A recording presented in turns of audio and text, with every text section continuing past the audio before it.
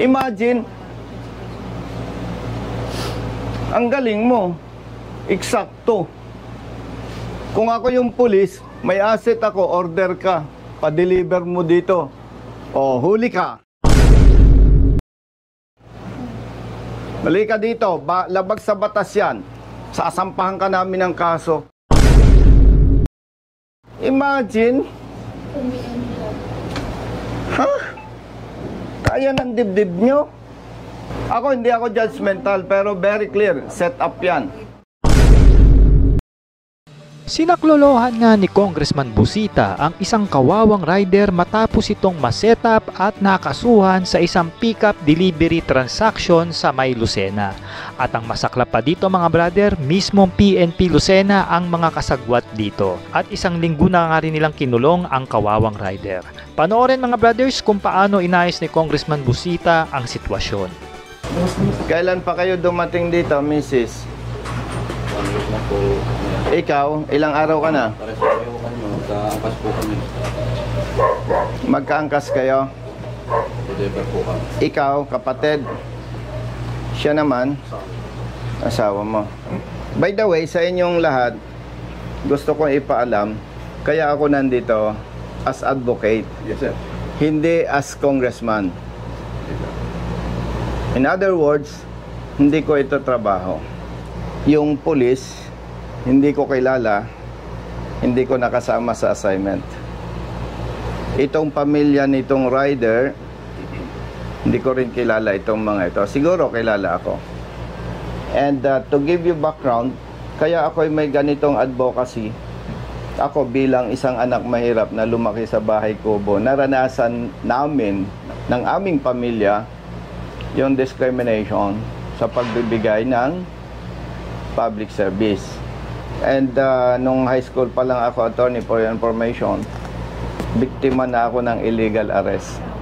Nangarap ako na pag someday, somehow, at nagkaroon ako ng position na may capability ako na tulungan yung alleged victims ng pang-aabuso. Kaya nandito tayo. Nandito ang PAW para bigay sa inyo ng libreng serbisyo bilang abogado ninyo. By the way, for the information of everybody ha, ito naman public service, wala tayong pag-uusapang personal. As usual, ang practice ko naka-video. Kaya tayo naka-video para kung may mali, yung ating mga kababayan, especially yung mga ordinaryong tao, attorney, parang nalelektura na rin natin. Yun din namang mga kapulisan, kung may maling trabaho, malalaman nila para ma-address natin ito.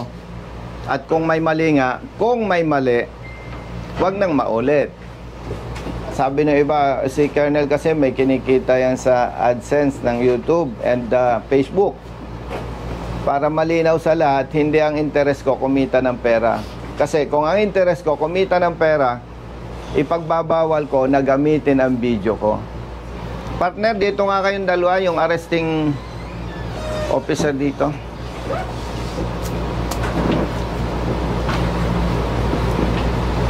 Okay, dahil late yung isang arresting officer, papaalam ko sa lahat, kayo hindi ko kilala, hindi tayo nagkasama sa assignment.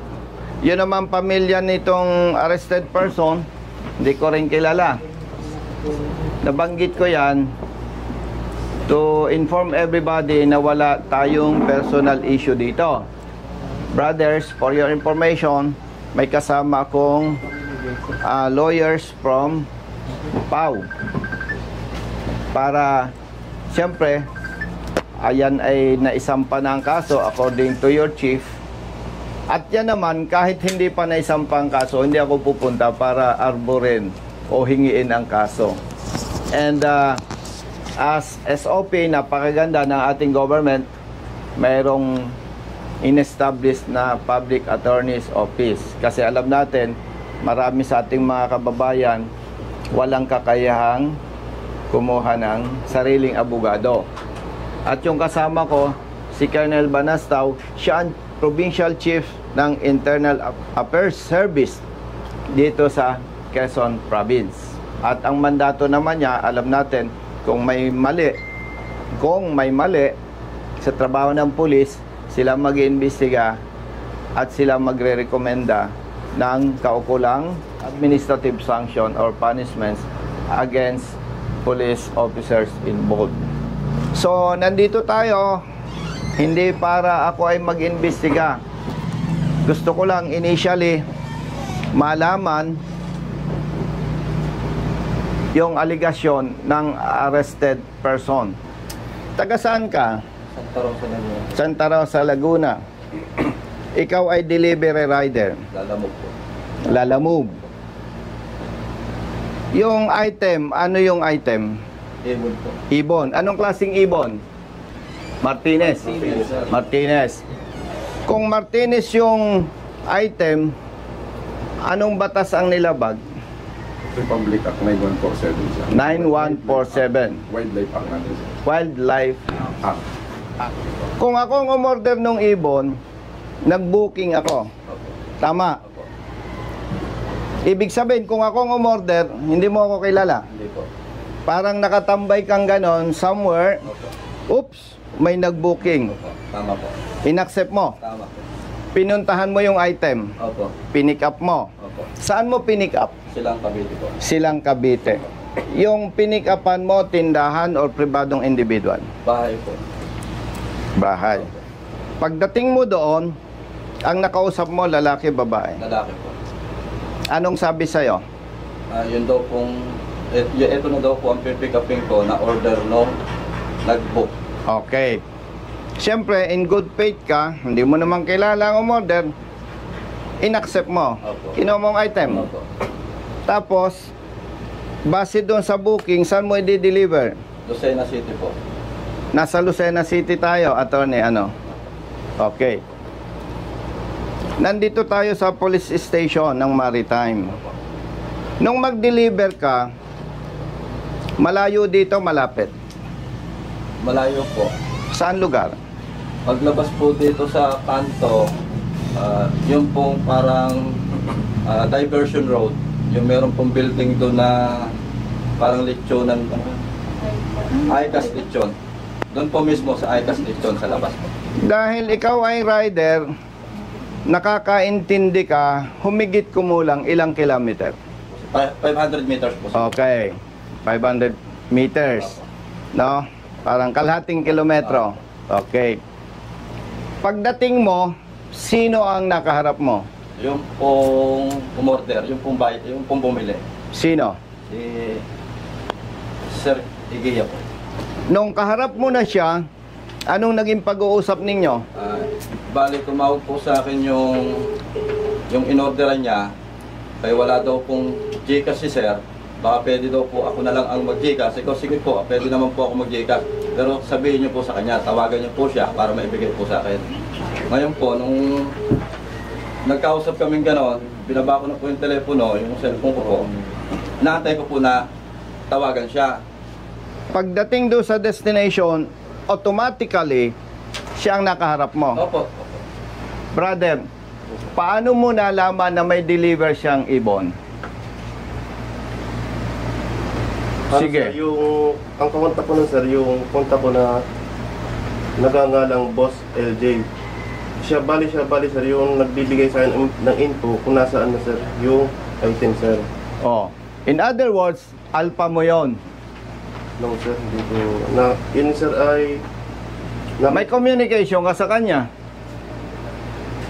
meron sir. Siyempre, Yes sir, kung ako nagbibigay sa'yo ng info, yes sir, meron sir. may communication na.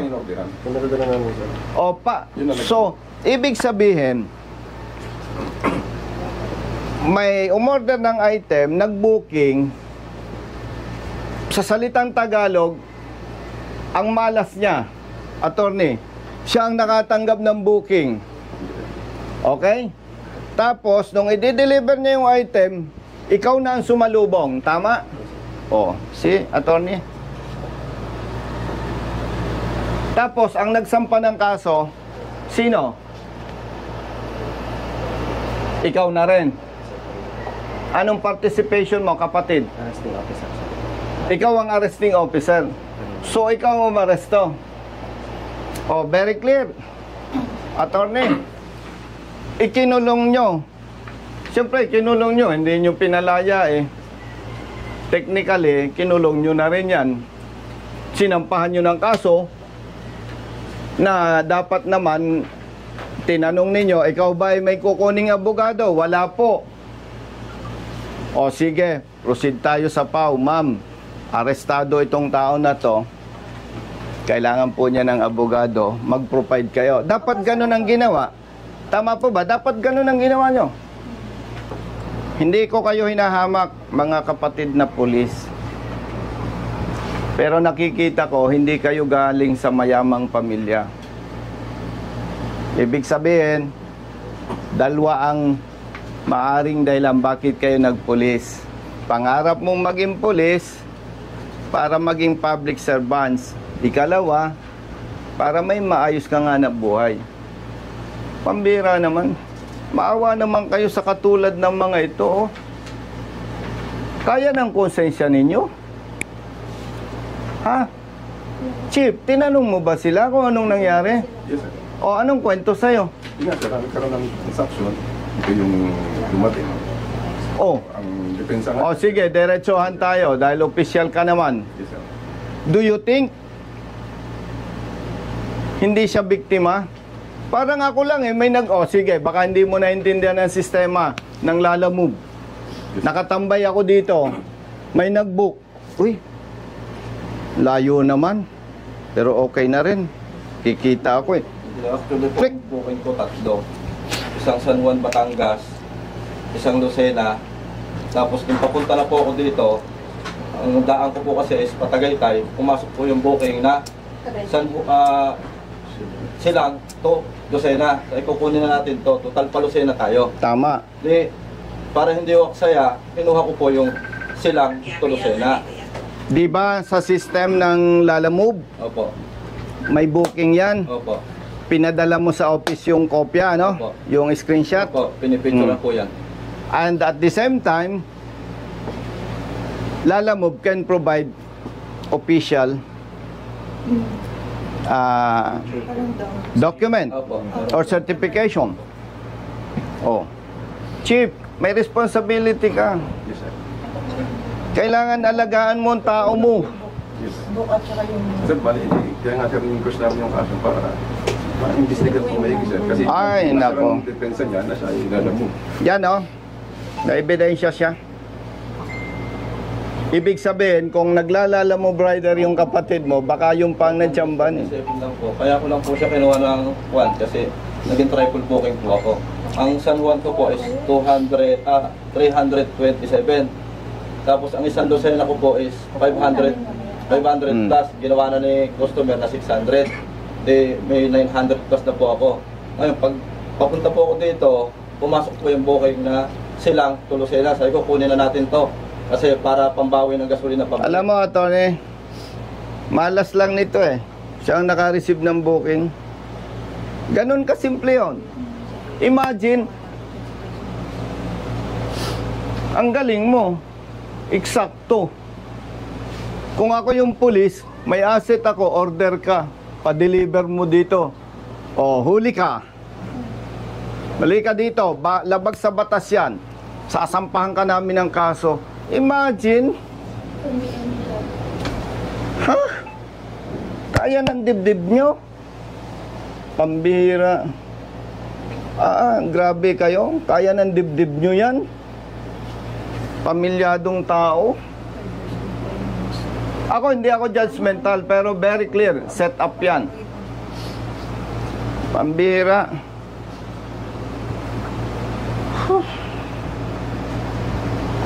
Grabe kayo. Buti nakakatulog pa kayo. May pamilya ka? Meron, sir. Ilang anak mo? Isa, sir. Ikaw? Di may accomplishment kayo? Oh. May accomplishment kayo? May re-report kayo? May arrested person kayo? Wow! Ang galing! Nito, imagine, 6 ang anak. Kaya ng dibdib nyo. Alam nyo, yung mahihirap na tao, isang araw lang walang hanap buhay, gutom ang buong pamilya. Imagine, ang bigat, ang grabe ang dibdib nyo ah.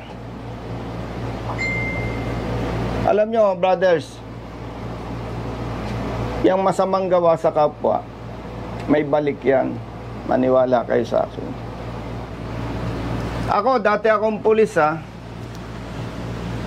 Hindi ako kaaway ng pulis. Kaaway ako ng tiwaling pulis na hindi tama ang ginagawa. Imagine. O ano sabi sa inyo sa prosecutor's office? Napipili po ako. Ang una po is, kung lalaban daw po ako is mga 1 month daw po o mahigit pa ang magiging proseso, pero ililipat daw po ako sa pulungan. Ngayon, yung pangalawa daw pong option is aminin ko na lang para 1 week po ma-process na, dito na lang daw po ako mag-i-stay sa kanila. So inamin mo? Inamin mo para po mapabilis talaga ang proseso. See? Kasi may maliit akong bata na 5 years old. See? Bali sir, wala pa po tayong kopya ng inquest resolution. Nasaan yung inquest resolution? Napadalhan na po kayo. Kasi nagtanong kami Thursday daw po. Ay tapos na last week. Wala pa sir, kasi ang sabi sir, hinihingan siya ng indigency para magawa yung resolution para mapababa po yung pensa. Kaso nga lang po nung dumating na yung indigency, late na po. Holiday na po. Tapos nag-holiday po ng Friday sir. Maniwala kayo sa akin. Maniwala kayo sa akin. Hindi po pwede ang kay General Torre. Maniwala kayo sa akin. Ang gusto niyan trabaho, yung tunay na trabaho, hindi ganyan. Kapareho din yan sa drugs eh. Yung ginagawa ng iba eh. Iba lang ang item. Sa ngalan ng public service, hindi natin ito pwedeng patagalin. Sa katulad nila na walang pinag-aralan, mahirap lamang na tao, isang kahig, isang tuka, stressful masyado yan. Dahil wala kayong may pakitang resolution, hepe, with your personnel and arrested person and his family, punta tayo sa prosecutor's office. Walang violation doon. Tama ba, Atty.? O kaya, let's go. Good morning. May kasama ako ha. By the way, Chief, public service ha? Wala namang usapang personal no? As usual, naka-video tayo. Kasama ko yung mga kaibigan natin, Pau Lawyers. Yes, Chief. Kasama ko yung IAS, Police. Oo. Kasi, Chief, tumawag sa akin yung pamilya nitong rider. More than ilang days na? 1 week na po. 1 week na. Kami na attorney ng Pau Lawyers galing sa station. So far, wala silang maipresent na resolution. Nandun lang sila sa police station. That's why, nandito kami to check anong status nung sinasabing isinampang kaso. Sino ang piskal mo? Hindi ko po kilala kung sino. Kapatid, mawalang galang sa'yo, Tiger. Yes, Tiger. Di ba ang SOP, tatanungin ko may abogado siya o wala? Yes po, tinanong ko po siya. Ito po kasi Tiger, unang-una, pag mag-i-inquest kami, tinitingnan namin ang kaso kung meron kaming 3 kategorya. Unang-una, ito ba ay summary investigation, ito ba ay expedited preliminary investigation, o ito ba ay regular na preliminary investigation, no? So meron tayong 3 categories. Itong sa kanya po, ay pumapatak ito ng summary investigation. Nung tinignan ko ang kanyang kaso, violation ng Section 27 ng RA 9147, ang parusa sa kanya dito ay pagkakakulong ng 10 araw hanggang 1 buwan. So mabilisan ito. Hindi ito yung na talagang tatagal ng gusto. Chief, dahil yan ay nandyan na, naisampa na ang kaso. Naisampa na itong kaso noong June 5. Ngayon kung may resolution na, ito yung na-file, pwede na po kayong magpiyansa. Sinabi ko po sa kanya yan, Sir, meron po ba kayong Certificate of Indigency para mapababa yung piyansa? Kasi kapag may certificate of indigency, pinaliwanag ko po sa Opo, inyo. yan, opo. Natatandaan ko po yan. Ang Pinaliwanag magiging niya. pensa nyo, pinakamalaki ay 10,000. Opo. Or kung mas maliit doon, halimbawa kung ang nakalagay na pensa, katulad dito ay 12,000, Opo. at magsasubmit ka ng certificate of indigency, magiging 6,000 na lang po ito. Opo. Pinaliwanag ko sa kanya, sir, nasabi mo sa akin na kayo ay delivery rider lang. Kung ito ay may file na sa korte, gagawin niyo na po itong depensa. Di ba nasabi ko Opo, tama sa po. korte? Opo, tama po. Ngayon po, kung wala kayong abogado, may libre po tayong abogado sa PAW. Siya po ang magiging abogado nyo. Ito, may binubuhay kasi na 6 na bata, 6 na anak. Kaya ang concern ko, yung legal na pinakamabilis. Simula nung June 5 pa lang, pwede na po kayo magpensa kasi nandun na iyon. Attorney, ako may lakad pa sa Kongreso. Bibigyan ko ng pampiyansa. Sinong pwedeng mag-assist? Okay, kasi may hinahabol akong oras. Alam ko, hindi kayo pwedeng tumanggap ng pera. Magbibigay ako ng cash, aalalayan nyo na lang. Wala naman labag sa batas doon, no? Kasi gusto kong linawin sa inyo kung bakit nire-request ko sa katulad nilang hindi nakapag-aral, yung pinag-uusapan natin, hindi nila maintindihan. Kasama po namin, nandito lang po sa Oo, ganun na lang. I-assume natin na ma-approve yung reduction ng bail. So, 6,000. Ilang araw ka nang wala nga nabuhay? 6 days po ngayon. Bibigyan na lang kita ng 6,000 plus 6,000 pampiyansa. Di 12,000. Dagdagan ko ng 3,000, di 15,000. Brother Matt, bigyan mo ng 15,000 yan. Ay, kung yun nga pala po tungkol sa motor ko na kuha, ano po pwedeng ikuha doon para ma-release din po? Attorney, yung motor niya, hindi pa marirelease yun. May motion to release po, kailangan ng request po yun na motion to release motor vehicle. May mga proseso din po nun. Oo nga, may proseso yun, pero gaano katagal yun? Sila, i-assist din po ng abogado na handling lawyer niya. Kayo na mag-assist. Kasi nasa court pa rin po. Kailangan po po namin ng certificate na na-impound sa kanila. Tapos po ay mga ORCR, picture po. Ang kagagawa mo po ng affidavit po. Sa inyo ba nakapangalan? Sino ba yung Hindi po. Kapag- ba sa record na meron mo? Kapag 12,000 yung bail, halimbawa, hindi na-approve, sabihan mo ako sa office. Sige po. O, Mrs. Tawag mo. Maraming Senator na salamat po. mag-assist sa inyo. And, Iyas, ang gusto ko mag-cooperate kayo. Hindi ko kayo inoobliga. Ang hinihiling ko sa inyo, mag-cooperate kayo. Magbigay kayo ng statement sa Iyas Opo. para maimbestigahan. Opo. At kung may makita sila na mali na trabaho ng pulis, Opo. mabigyan ng administrative sanction. Opo, kong. Okay? Opo, kong. Umaasa tayo na sa tulong ng mga PAW lawyers, ma-release agad yung motorsiklo. Opo. Kasi yung po pang hanap buhay ko. Okay? Kong. Kapag hindi pa ma-release yung motorsiklo nyo, pinaka-the best, umuwi na muna kayo. Tawagan lang tayo. Pwede rin akong makipag-coordinate kay attorney Opo. para hindi sayang yung oras nyo. Alam ko, nakaka-stress yung nag-i-stay kayo sa police station. Sobra po. Dahil masakit sa inyo yung dinanas ninyo. Stressful masyado yon. Malinaw sa'yo. Opo. Ngayon, habang wala kang motorsiklo, di wala kang hanap buhay. Sagot ko yung wala mong sweldo. Salamat po, kong. Basta ang gusto ko lang, sa ngalan ng batas, mag-cooperate ka. Sige po. Okay? Opo. Ganun lang kasimple yon. Walang personalan, no? Ang request ko lang sa PAW, pare-pareho naman tayong Pilipino, hindi naman tayo magkakaaway, pero pag may nakita kayong mali, ang request ko lang, sampahan nyo ng kaso kung kinakailangan. Tama ba? Lagi po kami ganun. Oo, kasi ang interest lang natin dito, yung mali, may tama. Para kung may mali, huwag nang maulit na may nasasakripisyo.